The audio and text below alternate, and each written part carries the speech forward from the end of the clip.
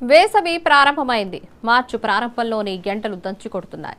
మొదటి వారంలోనే వేడి విపరీతంగా పెరిగింది. తెలుగు రాష్ట్రాల్లో రోజువారీ ఉష్ణోగ్రతలు దాదాపు 4 డిగ్రీల వరకు పెరిగాయి. తెలంగాణలోని పలు జిల్లాల్లో శుక్రవారం మార్చి 8 పగటి ఉష్ణోగ్రతలు దాదాపు 40 డిగ్రీల వరకు నమోదయ్యాయి. గత ఏడాది ఇదే సమయంలో 35 డిగ్రీలుగా ఉష్ణోగ్రతలు ఉన్నాయి. అంటే ఈసారి వేసవి ప్రారంభంలోనే ఎండలు మండిపోతున్నాయి.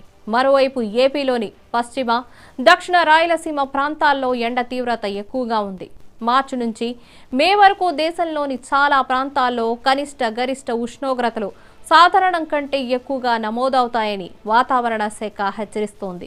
గత ఏడాది కంటే వేడి తీవ్రత ఎక్కువగా ఉండవచ్చని అంచనా వేసింది. మార్చి నుంచి మే వరకు జమ్మూ కాశ్మీర్, తమిళనాడు మినహా అన్ని రాష్ట్రాల్లో హీట్ వేవ్ ప్రభావం ఎక్కువగా ఉంటుందని వాతావరణ శాఖ పేర్కొంది. ఎల్ నినో ప్రభావంతో ఏడాది ఎండలు ఎక్కువగా ఉంటాయని వాతావరణ శాఖ తెలిపింది. ఎల్ నినో ప్రభావం 2024 జూన్ నుంచి కొనసాగుతుంది. దీని ప్రభావంతో గత వర్షాకాలంలో ఎక్కువగా వానలు కురవలేదు. 2023 ఆగస్టులో ఎప్పుడూ చూడని పరిస్థితి నెలకొంది. గత డిసెంబర్, జనవరిలోనూ వర్షాలు పడలేదు.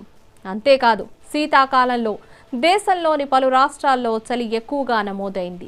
అయితే ఏప్రిల్ నాటికి ఎల్ నినో ప్రభావం తగ్గనుందని ఎల్ నినో ఏఏసిపిఎస్ తెలిపింది.